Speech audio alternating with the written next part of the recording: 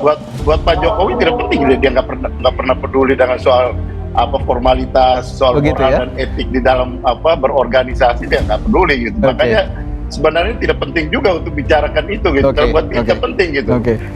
Kami berharap bahwa dia ya secara formal menyampaikan, karena memang secara substansi kan tidak sudah berada pada posisi yang lain gitu di dalam proses sebelum kampanye, pada masa kampanye dan sampai dengan hari ini gitu.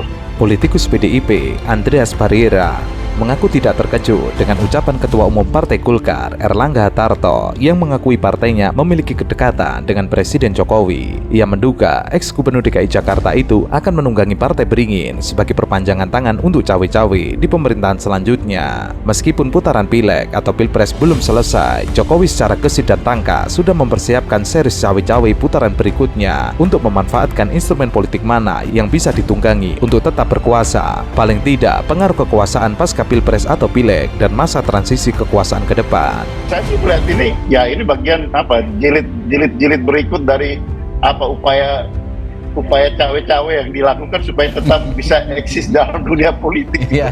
Nah, ya kurang lebih seperti itu gitu guys. Jadi kalau ya ini maksud Anda tidak ingin kehilangan power gitu ya? Takut kehilangan power gitu ya, Bang Andreas?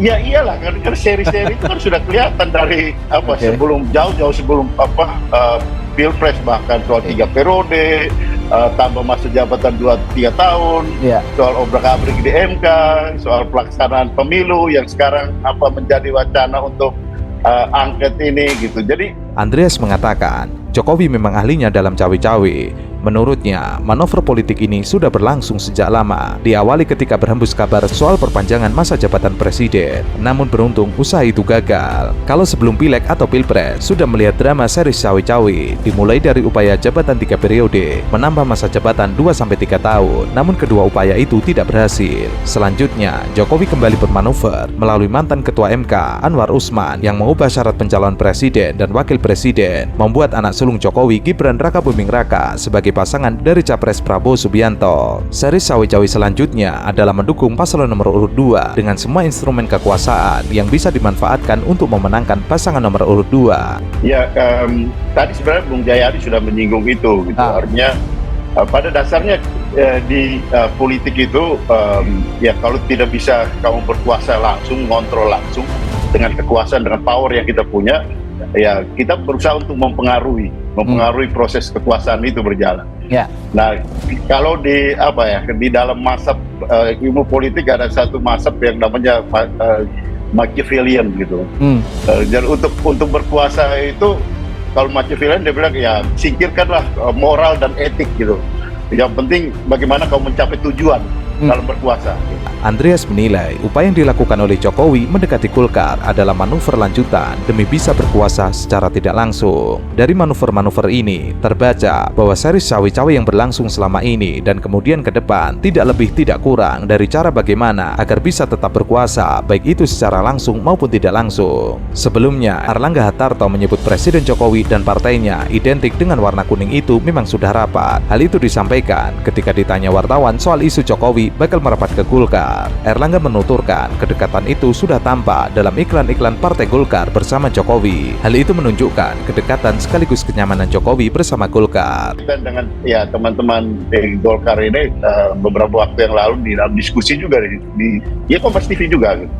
Yang membutuhkan Golkar sekarang itu menurut saya ini Pak Jokowi, bukan Golkar yang membutuhkan. Jadi bukan Golkar yang butuh Pak Jokowi, Pak Jokowi yang butuh Golkar gitu ya? Menurut saya. Dalam arti bahwa ya karena ya ini pilpres sudah selesai gitu. Pilpres artinya paling tidak proses pemilihan itu sudah berlangsung. Tinggal beberapa waktu ke depan lagi gitu. Dan secara substansi kekuasaan itu akan bergeser gitu. Sementara itu, isu Jokowi akan keluar dari PDIP dan akan bergabung dengan Golkar ramai di media sosial. Kabar Jokowi akan merapat ke Golkar sejatinya sudah muncul sejak hubungannya dengan PDIP merenggang. Hal itu ditengarai karena Jokowi berbeda sikap dengan PDIP dalam Pilpres 2024, yakni justru mendukung Prabowo Subianto Gibran Rakabuming Raka. Agenda politik yang awalnya tersembunyi akhirnya mulai terbongkar ketika putra mahkota yang bernama Gibran Rakabuming Raka disiapkan menjadi calon wakil presiden melalui putusan MK yang kontroversial. oleh teman-teman di Golkar bahwa ada aturan main. Pak JK sendiri sudah menyampaikan itu gitu kan. Jadi pasti itu akan berubah secara secara teoritisnya akan bergeser gitu. Apalagi nanti setelah Oktober nanti pasti perubahan itu akan terjadi gitu. Tadi kan Bung Jayadi juga sudah menyinggung itu. Nah, kalau misalnya kita tidak berkuasa lagi, kalau mau menginvestasi ya memberikan pengaruh ya di dalam kekuasaan. Kalau tidak bisa berkuasa secara langsung, memberikan pengaruh terhadap kekuasaan. Sinyal Jokowi semakin menjauh dari PDIP sejatinya terjadi jauh sebelum pemilu, yakni ketika hubungan Jokowi dengan Prabowo semakin erat. Hal tersebut ditandai dengan intensitas pertemuan kedua sosok tersebut dalam berbagai kesempatan. Selain dengan Prabowo, kedekatan Jokowi dengan penulan Golkar seperti Erlangga Hartarto dan Luhut Binsar Panjaitan juga terlihat kasat mata. Jokowi memang cukup sering menampilkan kedekatannya dengan calon presiden yang diusung PDIP Ganjar Pranowo. Hal tersebut sebagai upaya Jokowi untuk memerankan dirinya sebagai playmaker dalam Pilpres 2024 dari masa yang akan datang. Nah, menurut saya investasilah pada moral dan etik. Ya, dengan demikian orang melihat, oh ini ini pemimpin yang berkuasa dan pernah berkuasa, dan dia memberikan investasi politik yang baik. Kalau tidak, pasti situasi akan berubah, pasti akan bergeser gitu. Sehingga ini menurut saya, menurut saya, dan dalam pengalaman perjalanan sejarah politik, raja yang baik dan kemudian dia tidak berkuasa lagi.